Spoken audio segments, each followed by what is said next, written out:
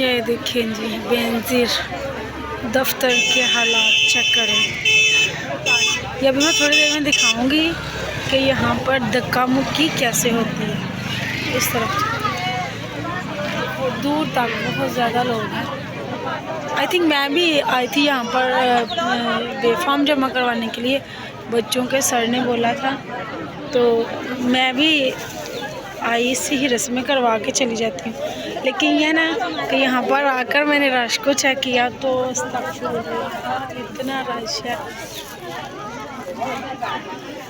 तो जो है ना मैंने भी अपना इरादा जो है ना मुलतवी कर दिया। मैंने कहा मैं तो नहीं करवाऊँगी, मैं तो नहीं करवा सकती क्योंकि जो है ना रश बहुत ज़्यादा है और दूसरा ये ना कि टाइम बहुत ज़्यादा लग रहा है तो इस वजह से बस जो है ना मैं नहीं करवा पा रही। और दूसरी बात ये है कि मुझे खुद को शर्म आ रही थी इतने रश में आके और इतनी ज़िल्लत ख़वारी अस्तगफुरुल्लाह।